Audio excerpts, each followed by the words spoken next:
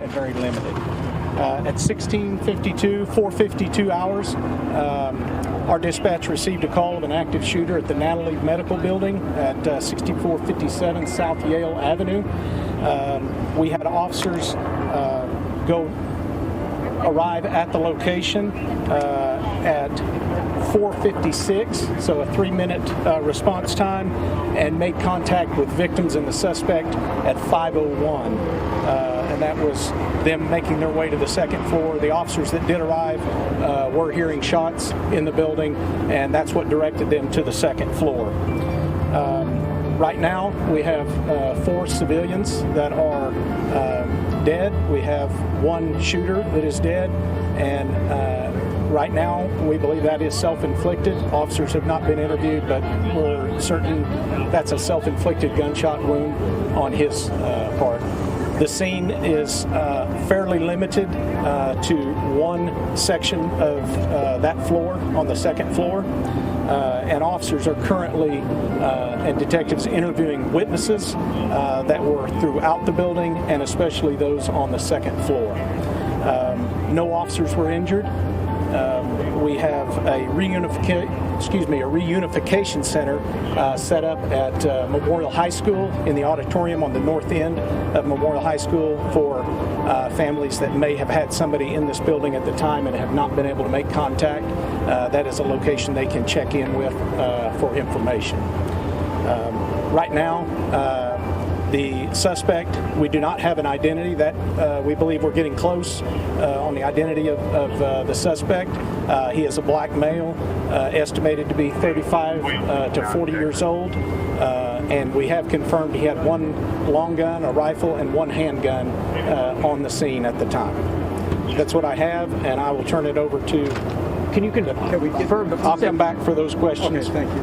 What was yours? Well, you said 5 people total dead. Yes, 4 innocents, 1 shooter. Thank you. Yes. I'm Dr. Cliff Robertson. I'm the CEO of the St. Francis Health System. And as you can imagine, we're an organization that believes in the power of prayer, and there is nothing more this community could do for us than to pray for the families and the loved ones and the victims of this senseless act. I can't stand here and not thank the first responders in this city. I mean, look around us. The response has been incredible, and I don't know that I've truly understood just how important our first responders can be and are every day.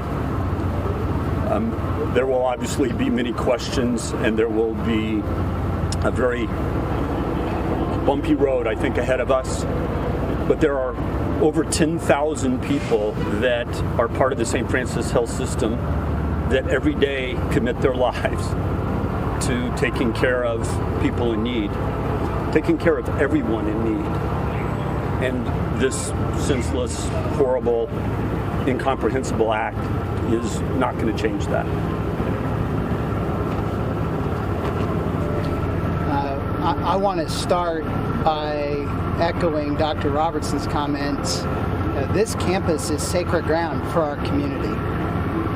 For decades, this campus has been a place where people have come to work, heroes have come to work every day to save the lives of people in our community. Just in the last few years, in the greatest public health crisis that our city has ever had to face, this has been the facility more than any other that has worked to save the lives of people in this city. I have been out here to this campus repeatedly as mayor when our first responders have been attacked and when one of them was murdered. And it was the people who worked at this campus who were there for them. So I know, because I know Tulsa, I know there are so many people out there right now that want to know what you can do to support the people at St. Francis Health System in the midst of this tragedy. I don't have one thing for you right now. I would ask for you to think about what the St. Francis Health System and the people that work there mean to our community, what they mean to you and your family and your neighbors, the heroes who protect you. Think about what they mean to you and think about in your own way what you can do to show your support for them in the midst of this tragedy. I also want to express our community's profound gratitude for the broad range of first responders who did not hesitate today to respond to this act of violence. The men and women of the Tulsa Police Department did not hesitate, and when you look around today, you see personnel from federal law enforcement, the Tulsa County Sheriff's Office, the Oklahoma Highway Patrol, the Tulsa Fire Department, EMSA. They are all here to provide the support and their own skill set that they can bring to support the people who work on this campus. And all of us in Tulsa have a responsibility to do the same. Thank you. We'll turn it back to Chief Daglish for any questions that you might have. Mayor, while you're up there, could we get your response? I mean, we're now in a club of cities that had to deal with something like this. What is your response to what happened here? Right now, my thoughts are with the victims in here, many of whose families don't even know about this yet. So if we want to have a policy discussion, that is something to be had in the future, but not tonight. Not tonight. Do we know if the victims were employees of the hospital or patients? From what we do know, it could be a combination, both of employees and visitors. Do we know if he was a patient? We do not. With everything that's happened recently, was he wearing body armor? Not that I'm aware of. That has not been mentioned. Chief, you said he had two weapons with him, a pistol of some sort and a long gun. Do we know which weapon or both weapons? What did he use, or do we know that yet? It appears both weapons at one point or another were fired on the scene. Do we have any reason to believe he was targeting anybody specifically? We don't have that yet. Investigators, the building not long before we came down here was officially secured, and homicide and crime scene detectives were just making their way in. So all of the investigation and investigative portions and those types of questions are just getting looked into right now. Can you talk about what's on that second floor?